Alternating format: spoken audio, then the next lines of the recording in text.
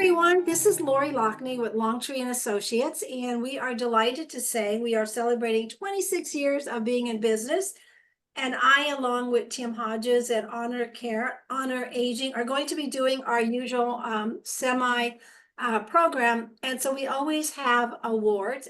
This year's theme is Inspired Leadership, and our committee selected Mr. Demetrius Kirk as our real visionary inspiration advocate. So again, welcome, Demetrius, and we're delighted that you have accepted this award. And Hey, we just wanted to, I know you've inspired me every time we've talked. So any thoughts you have about the vision you see for healthcare? I think it is a challenging time. first off, thank you for selecting me among your pool of applicants. I really am appreciative of it. You know, for me, healthcare is something that I fell into, and since I've fallen into healthcare, it's been about inspiring and moving the next generation forward. So, you know, I'm blessed to have fallen into healthcare, and now it's about pulling in the next generation, and you know, whatever that takes, I'm here to make it happen, to make their pathways into healthcare easier for them, and which ultimately benefits the residents, the patients we serve. So if you think about what do you see as the vision for the next 10 years? We see so many challenges, whether it is through funding, Medicare, regulations, and I'm not going to be political, but when I Yeah. became an LNHA, there were 300 pages of federal regs, and now there's close to 2,000. And so it's a very complicated world we're living in. So any thoughts you have in terms of what do you see as your vision? Because I know you're living it. Yeah, so for me, the vision is embracing technology more. Like you said, Mm. not even get more on the political side, just how do we embrace technology to better patient outcomes? You have this buzzword that's out there, that's artificial intelligence. Well, you know, for me, what's always interesting is I have a master's in informatics. Artificial intelligence has always been here. It's just now at the forefront where everyday people like you and I get to use it. But organizations have always used artificial intelligence to provide care. They called them clinical pathways back then, right? You enter, it tells you to do this, get the IV back, do this or that. So now that we embrace it and it's here to stay, how do we leverage what it knows to really help patient outcomes? To your point, you know, using artificial intelligence, you talked about a 300-page book of rules and regs, right? Now I could just type into whatever chat box I'm using and say, tell me the rules and regs for this. And this is the situation I have going on. And what do I need to do to better the organization and better patient outcomes? So when you talk about where I see healthcare in the next 10 years, I see us embracing artificial intelligence to better patient outcomes. Great. And so how does that complement that touch, that smile, that holding someone's hand at end of life? And if I hear one criticism, because I believe in AI, I've learned a lot from you, quite frankly, the last 3 months. But how do you complement, or how do you see those two coming together? Well, I'm not sitting here combing through charts. I can have AI comb through the charts and I can be there. So you said holding somebody's hand. I happen to be a registered nurse as well as a licensed nurse home administrator. And I think about the times I have to comb through charts before I go into a patient's house as a home care nurse. I have to sit here and comb through. So what do they have? What is this? What is it? Now I can literally type into it to say, hey, when is the last time this patient received this medication and what were their vital signs? It can give me both at the same time. I no longer have to see, okay, they had the vital signs, this is the medication, and how they reacted. I can type one question into the AI. It's going to give me everything I need. Now I'm better prepared to go in there and take care of that patient and know a quick health history without having to dive in. You've seen doctors' handwriting. Oh, yes, I'm more than enough, right? I mean, I write like a doctor, but I'm not a doctor. But now we can interpret it in real time, and I can go hold that patient's hand and give them that care and attention they deserve during their last moments. That kind of adds another level, because I know we've had many conversations, but the concern we also have, I guess it's a two-part when you look at your vision or being innovative. We do know there's a shortage of frontline professionals. It's not just since COVID. I've been around. I remember in 1998, I was tasked at United Methodist Homes to come up with innovative ways to encourage and recruit nursing home aides. And that's a long time ago. So I guess what is your vision for that lack of people wanting to get in our field?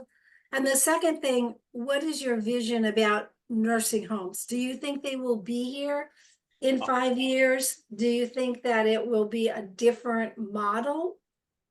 So let's talk about the staffing. One, we gotta stop making it so complicated for people to get into healthcare.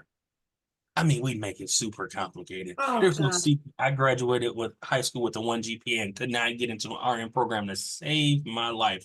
I must have applied to over 10 RN programs. You thought it was a secret society.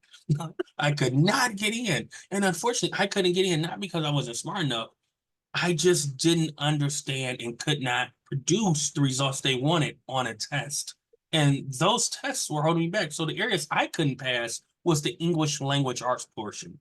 I couldn't tell you where a comma went in a sentence, which they're there to use, which two, I now know which two to use, right? TOO, TO, and TWO. I now know. But at the time, I didn't know. And so that created barriers to entry for people like me who wanted to get in, but couldn't. So that's to answer your first question. We have to reduce some of those barriers to entries. And then when we talk about where's the portion of nursing homes, well, a physician told me a long time ago, and I echo this. Nobody signs up to be in a nursing home. Nobody's just like running, this is my retirement dream. Most people are in nursing homes because of primarily some lower extremity weakness, Mhm. right? Because they can't ambulate, they can't, do what they need to do from a lower extremity standpoint. And when we look at long-term care, I think it's going to be here. I do think we're moving in a direction where we're seeing younger and younger populations into long-term Yes. care for various mental reasons, mental health reasons, alcohol, drug abuse reasons, whatever the reason. I do see us moving there. And I think as long-term care operators, we have to expand how we're caring for people, because what we did for the people who were 60s, 70s, 80s is not going to work for the people who are, 40s and 50s. They don't want to sit there and play bingo all day. Right, You can't right. do that. So we as healthcare innovators, healthcare leaders, we have to think outside the box. There's no reason that every home is not equipped with Wi-Fi nowadays. This is not an expensive thing. Back in the day when AOL, dial-up, Juno, it was expensive. You can go buy some routers and everybody should have access to that. Smart TVs are no longer expensive. Every room should have a smart TV right now. I mean, you just think about what that's going to do for a person's mental health. If they can watch their favorite shows, their childhood shows, they can get access to the internet. Once again, these things aren't costly, but organizations are failing to keep up with it. So in the next 5 years, that's where I see us going, is more technology savvy for the younger generation, and even for the older generation as well. Mhm. Do you also think when that's all very helpful, and I do agree with you, the whole thing with technology. Years ago when I went to a leading age conference, and that was like in 2000, and the keynote speaker, can't remember what it was, he said, you nonprofits, if you don't start thinking like a business, you will not be here. And if you do not get into technology, you will not be here in 10 years. And that I always thought about that. That's so true, that we have to keep, like you, that are helping all of us being much more innovative and creative, and knowing we can't just stand still with any of these things. Absolutely. But do you think, if you look at that, because I know you're also an educator, and with all of the experience you do going in as a consultant, um, I'm here in Arizona, and in Arizona, it's interesting. You don't have to be a certified nurse's aide or certified home health aide to be in home health, but yet in New Jersey, you do. Interesting. And the same thing within Nebraska, they allow people to be companions. And I find it like kind of must be frustrating for people, right? Because why is one person in one state can do this without being certified, and then in the next one in New Jersey right now, I could be wrong, but I believe now to be a certified nurse's aide, it's now 150 hours of training. Mhm. The federal regs only say 75 or 76. I think all education is good. But on the other end, 150 hours, that's more than what you have to do to be a nursing home administrator. You only have to take a 100-hour course.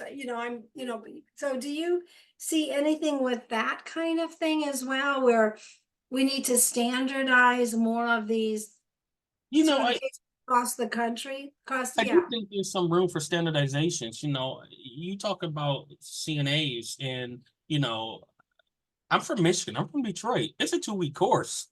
It's not even that long. It's like a 2-week course. You talking about maybe 80 hours, if that. You had a week of in class, and then a week of on-site. You see, Wow. let's talk about from an administrative perspective, and I'm a recipient of it.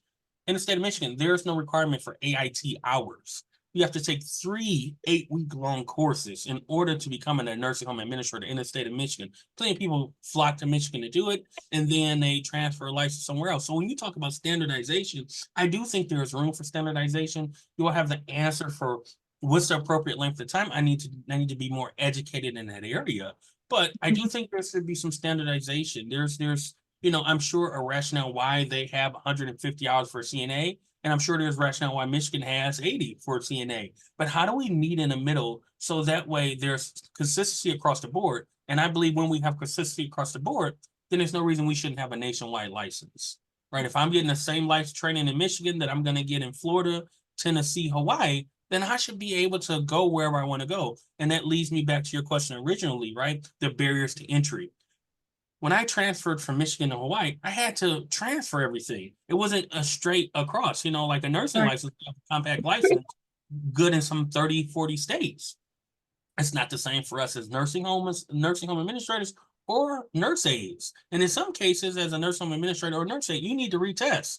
So if I'm already not making enough money and I'm going to a new area, I may not want to retest, which means now you've lost one less person that's interested in that field and serving our Right. seniors or our patients. Right, I agree with you, absolutely.